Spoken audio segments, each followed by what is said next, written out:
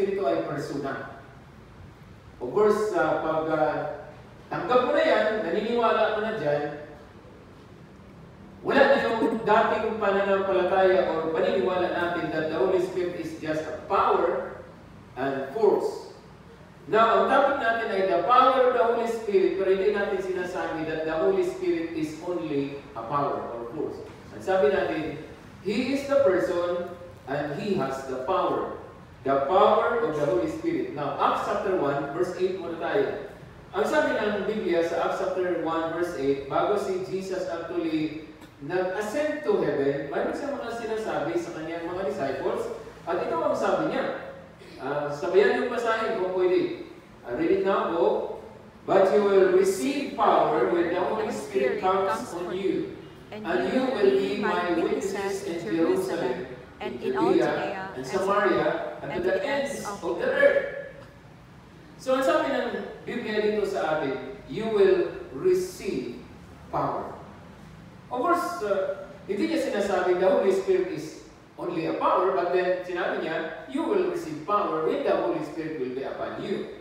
Because the Holy Spirit has the power and He is a person, and this person now is upon the believer. Ang naintindihan natin, before sa Pentecost, ang mga believers, dahil ang presence ni Jesus ay nandito pa, ang Holy Spirit wala pa nag-reside sa bawat mananampalataya. Pero ito yung promise ng Panginoon. Mayroon siyang sinasabi, like for example, kung hindi ako nagkamali, sa Luke chapter 24, verse 49, tingnan na natin sandali. Mayroon siyang sinasabi dyan sa passage na yan, Luke chapter 24, verse 49. And sabi niya, I am going to send you what my Father has promised. But stay in the city until you have been clothed with power from on high. So, masukuban sila sa gahong gikan sa kahitasan. Ang inapasabot niya ni ini, mao ang Espiritu Santo. And again, the Holy Spirit has the power, but He is not only a power.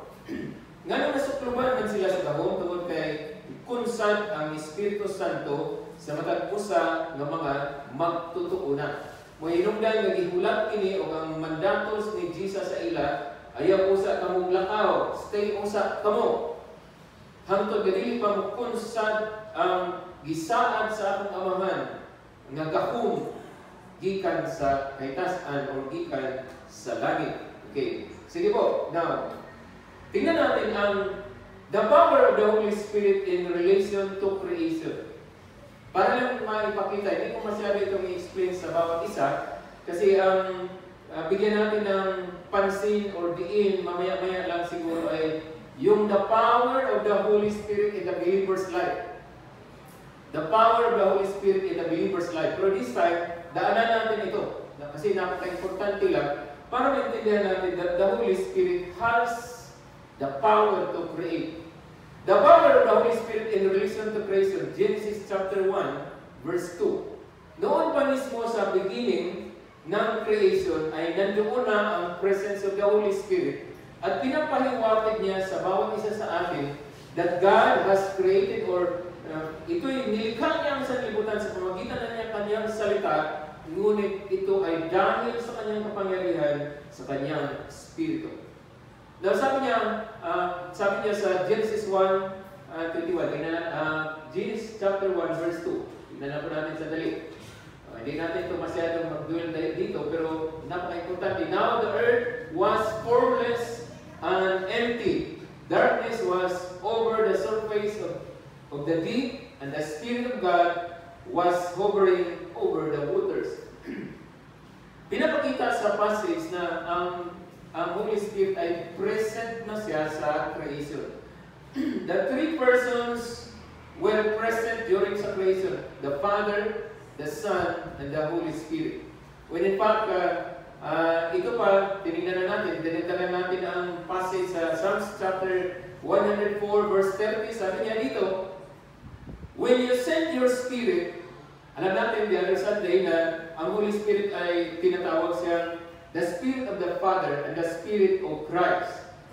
Mayroon din portion sa Biblia ang tawag sa kanya the Spirit of His Son.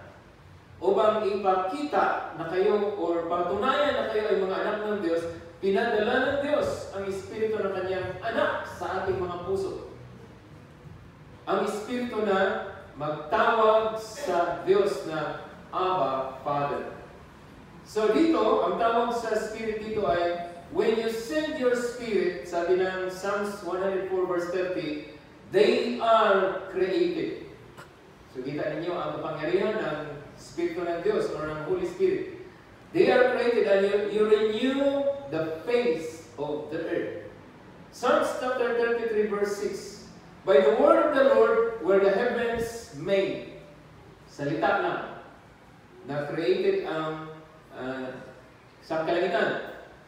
Ang sabi niya dito, their standing caused by the breath of His mouth. The breath of His mouth is referring to the Holy Spirit. Many times sa Biblia, it refers to the Holy Spirit. So therefore, naipakita dito that the Holy Spirit was also with the Father and the Son during sa creation. Job chapter 33 verse 4. Job chapter 33 verse 4, sabi niya, for the Spirit of God has made me. The Spirit of God has made me. The breath of the Almighty gives me life. New Living Translation na translation. Okay? So the Spirit of God has made me. The breath of the Almighty gives me life. Okay?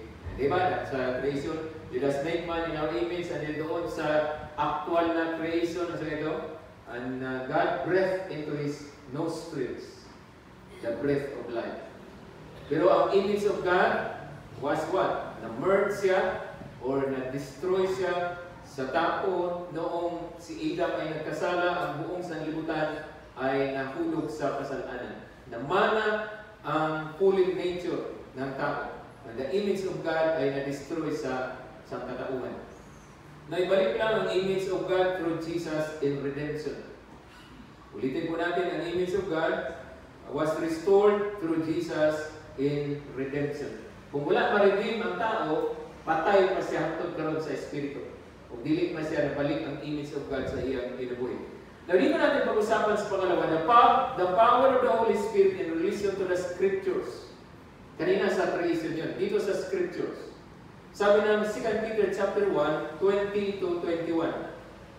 Kung babasahin natin ito sa 2 Peter chapter 1, 20 to 21. Ito sabi niya, above all, you must understand that no prophecy of Scripture come about by the prophet's own interpretation. And sabi niya, for prophecy never had its origin in the will of man. But men spoke from God as they were carried along by the Holy Spirit. So strictly speaking, pag sinabi natin dito, ang Scriptures actually, the only author is God by the Holy Spirit. Kung hindi dahil sa banal na Espiritu ay hindi masulat ang Scripture. At ang sabi rin ng Biblia that the Holy Spirit is the interpreter of the Scriptures, and He is our guide into all truth. So both in nun, ang Holy Spirit knows everything about the truths of God. Kunya siya po ang nag-interpret niini para sa ato. Siya po ang nag-guide sa ato according sa John chapter 16 verse 13 to 14, sa tanang kamatuoran nga angayan nato mahibaluan o masabtan. Na ang problema, dili kanunay natong masunod ang iyang paggabay. Lalo na kung wala ka nakaila sa Holy Spirit o wala ka nakasabot sa iyang leading, sa iyang paggabay, bisan sige siya guide sa ato sa truths, dili nato siya gina-follow, gina-obey, so wala ka nagapaminaw sa iyang way of interpreting the Scripture, lalo na kung may sarili na tayong interpretation sa mga Scriptures na atong ibasa. Kasi automatic na yan. Pagka nakita mo ang verse, automatically, ang imong interpretasyon na una nimong nadawat kaniadto, muna na dayon ang maglimin sa imong mga utok. Dili kumbaga, receptive sa bagong insight nga usahay gustong ihatag sa Espiritu Santo unless may imong i-open once again para sa iyang paggabay, para sa iyang pag-interpret ng mga bagong kahulugan sa the same nga scripture para sa imong pagtuon yan ang panahon. Okay? And then ano pa? John 14:26, He will teach us all things and will remind us of everything that the Lord had said to us. Ibig sabihin, tuturuan tayo ng banal na Espiritu mula sa salita ng Diyos. Meaning, kukunin niya ang salita ng Diyos at ituturo sa atin. Ang tinuod, ang primary teacher actually is the Holy Spirit, not the person or kayo at ako.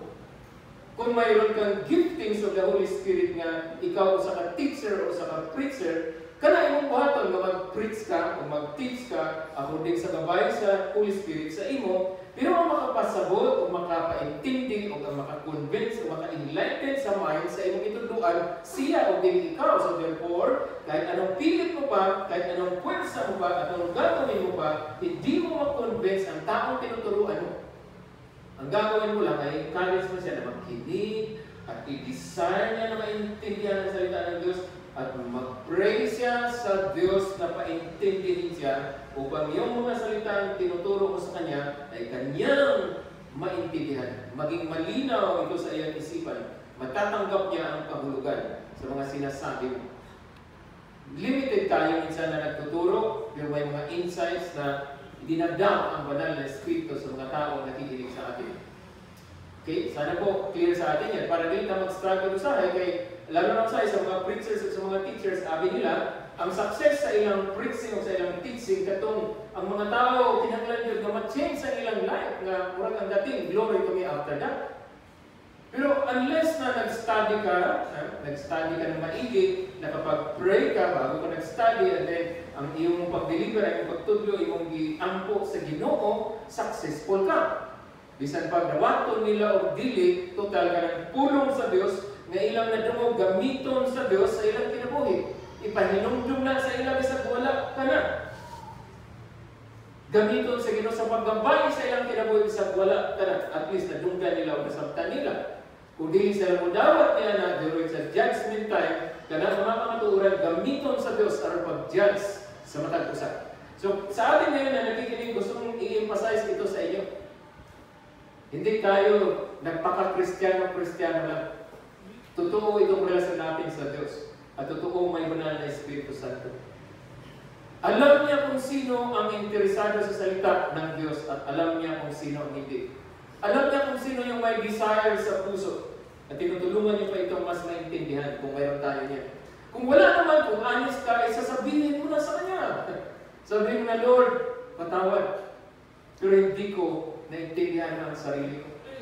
Kahit desire mismo sa salita mo, wala na ito sa akin ngayon. Have mercy on me. Be gracious to me. Kung gagawin mo yan, alam niya ng Diyos. Tutulungan ka niya.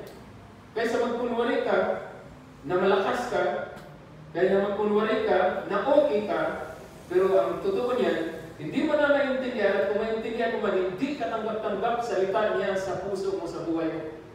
Walang gana, walang interest, at kahit totoo pa yan, ano ang sa akin dyan? Kung nga na yung kinabuhi, medyo kailangan ng, sa tulad ng sinabi niya, draw near to God, and He will draw near to you.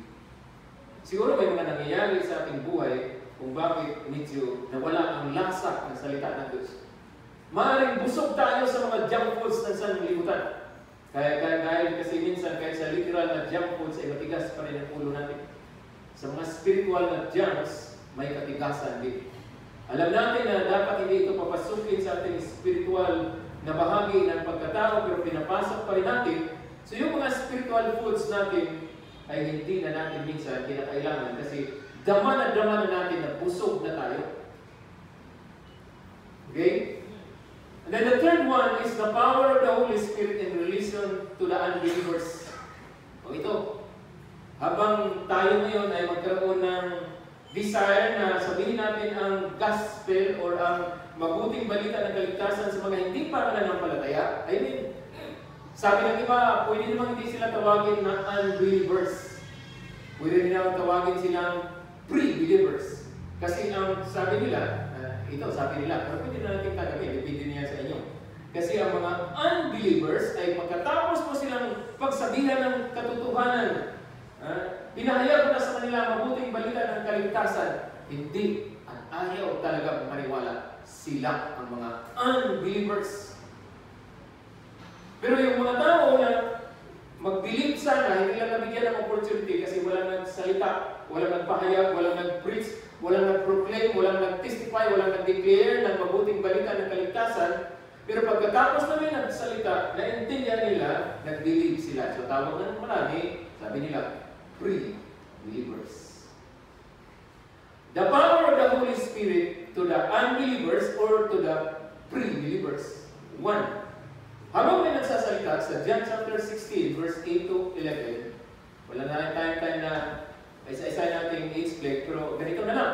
May tatlong mangyayari habang nagsasalita ka at ako. Habang binabahagi mo ang gospel, ang mabuting balita ng kaligtasan, ang gagawin ng Banal na Espiritu, itong pakatandaan natin, hindi ka nag-iisa sa panahon na nagsasalita ka. Sana huwag kang matakot at parang napaka-inferior mo sa harapan ng mga tao dahil ang akala mo, wala kang kasama. Nandyan ang Banal na Espiritu at may gagawin siya habang binabahagi mo ang salita ng Diyos. Ngayon, anong gagawin niya? John chapter 16, verse 8 to 11. 1, He will convict the sinner of their sins upon hearing the gospel of our salvation. I-convict niya, convicta niya ang mga makasasala sa ilang sala. Nakita mo na sa ato sa unang first time na narinig natin bago tayo sumampalataya. And then i-convince niya ang mga sinners of their need to repent and believe on Jesus. I-kumbinsihon sa Balaang Espiritu ang kinahanglan, masaktan ka rin sa sinner, masaktan ka